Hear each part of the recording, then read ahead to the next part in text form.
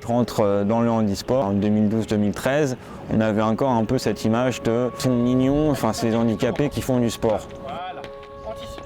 On entraîne 11 fois par semaine, à peu près pendant 330 jours. Moi, je ne suis pas mignon handicapé qui fait du sport. Je suis un athlète de haut niveau avec un handicap. C'est quelqu'un qui est très humain, ouvert aux autres.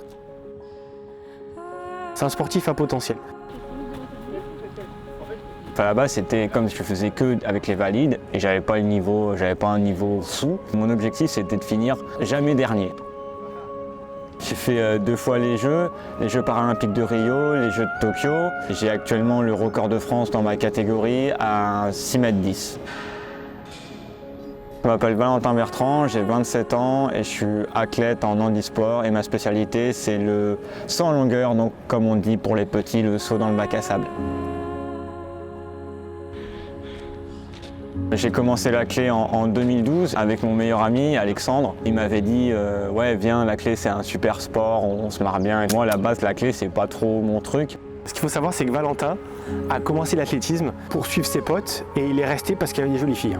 Petit à petit, tu fais pas que les entraînements, tu commences les compétitions. À une des compétitions, j'ai un des entraîneurs de l'équipe de France paralympique qui s'appelle Artémon et qui me voit et qui fait dis donc, tu cours vite pour un handicapé. Et donc Valentin a été surpris, un peu désorienté, un peu déboussolé. Mon handicap se voit pas forcément, donc j'étais là, oui, non, peut-être, d'accord. Moi, mon côté droit, il est paralysé à 50%. C'est une hémiplégie, donc les trucs très techniques ne me demandent pas de coudre. Mais c'est tout un apprentissage en plus. La vie m'a fait découvrir que j'avais une maladie de Crohn. Donc une maladie de Crohn, c'est une inflammation de l'intestin. Et après, j'ai fait aussi des crises d'épilepsie, donc je cumule, je vis avec un trio qui est assez intéressant. Et là aussi, il y a une notion de s'adapter parce que une maladie de Crohn, inflammation, donc tu dois faire attention à ce que tu manges, ta qualité de vie, comment tu dors. Dit comme ça a l'air très gros, mais une fois que tu as trouvé l'équilibre, ça va mieux. Valentin a pris conscience qu'il pouvait faire partie du mouvement handisport, qu'il avait sa place, parce qu'on a souvent l'image que c'est réservé aux athlètes fauteuils. J'ai fait pourquoi pas, allez on va voir. Et après ça va très vite, je fais mes premières compétitions handisport qui se passent très bien. Et quelques mois plus tard, j'arrive à faire les championnats du monde à Lyon en 2013. Et là c'est le début de l'aventure. J'attaque ce qu'on appelle un pôle France en 2014 à Lyon. Valentin, quand on l'a reçu au pôle, qu'il avait 18, 19 ans, tout juste, c'était quelqu'un qui se contentait parfois du minimum. Dans l'apprentissage du sport de haut niveau, on a dû travailler là-dessus, lui apprendre à pas seulement chercher le minimum vital, mais à aller chercher toujours l'excellence, à augmenter son niveau d'exigence pour lui. Pousse. Oh non. Non. Là, tu es là, tu fais... Non, descends et pousse avec les jambes. J'avais pas encore la notion que je faisais partie des meilleurs mondiaux. Et petit à petit, je m'améliore, je fais les grandes compétitions jusqu'à faire les Jeux paralympiques de Rio, un rêve. Et par la suite, championnat du monde, une nouvelle fois les Jeux paralympiques à Tokyo. L'année dernière, on devait avoir d'autres mondiaux, mais ils ont été décalés à cause du Covid, parce que c'était au Japon.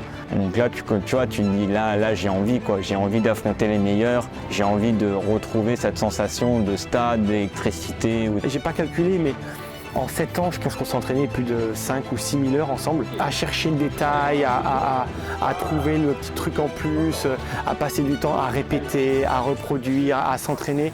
Ses records, ses meilleures performances, c'est 0,1% du travail en fait. Essaye de ne pas trop taper par terre, d'être un peu plus félin. Félin ? Ouais, un petit peu plus aérien, un petit peu plus athlétique. Et un petit peu moins handicapé. S'il marche comme une personne handicapée, qui a des qui a une motricité très faible, comment veux-tu qu'il court bien? Trouver mon équilibre, ça a mis du temps parce que les premières fois où tu cours mal. Et après, tu apprends à muscler le côté droit, tu apprends à te servir de ton bras. Moi, l'avantage que j'ai, c'est que j'ai ça de naissance. Je sais pas du tout ce que ça fait d'avoir 2 mains valides et 2 pieds. Peut-être c'est vous les handicapés et moi le mec valide. Enfin, on sait pas, tu vois. Quelle idée d'avoir 2 bras valides. Avec mon handicap, on peut penser, j'essaye de le moins montrer possible, même non, faut que mon bras m'accompagne dans ma course Donc on travaille toute cette globalité pour que mon corps, avec mon handicap, soit le plus performant possible. Le 15 juillet à 10h au Stade Charletti pour les mondes. Si je finis dans le top 4, j'ouvre une place aux Jeux paralympiques de Paris. Donc atteindre le top 4, ça serait vraiment bien marrant. Ça a toujours été un peu compliqué de sortir la grosse performance lors du championnat. Allez, pam, pam, pam, pam, pam, pam, pam, encore. Allez, cadence. Parce que moi je suis ce qu'il fait, je vois ses performances, mais il manquait le petit quelque chose pour dire ok. Cette notion d'affronter les meilleurs est jouissif. Allez, 10. Ok, allez. On va prendre du plaisir devant un public, en plus à Paris, enfin moi je suis parisien à la base. Donc. Allez, 9. Allez, 4 genoux. On savait qu'il était capable de faire ça. Presque trop facile. Maintenant que l'échauffement est fini. Ah ouais, j'ai envie quoi, j'ai envie d'affronter les meilleurs.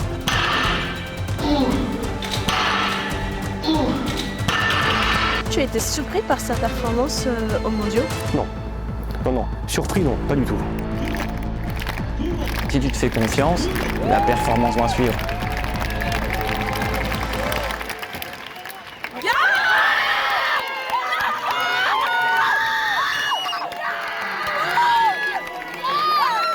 C'est 10 ans de travail qui paye. Voilà. Pour moi, il n'y a que le travail qui est vrai. Et c'est la première médaille internationale, donc elle a fait extrêmement plaisir celle-là. Et après c'était que de l'émotion parce qu'en plus Paris, c'est là où j'ai grandi, il y avait ma famille, mes amis, c'était ma ville, c'était tout.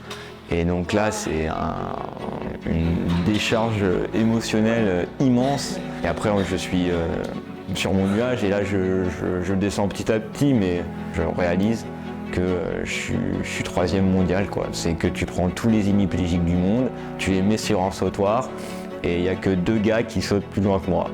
Waouh, putain t'as bossé ta souplesse toi.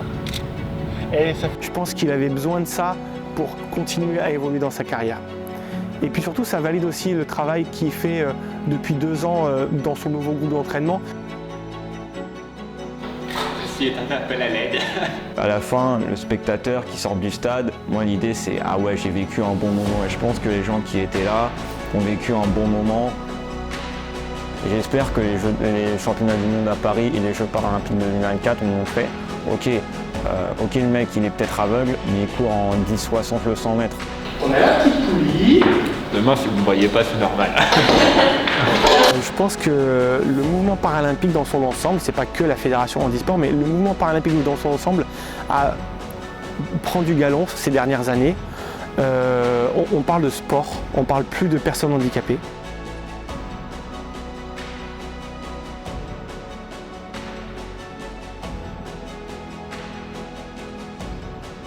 Les espoirs, en fait, c'est pas des espoirs, c'est juste de manière très réaliste, Valentin peut aller chercher une belle médaille aux Jeux.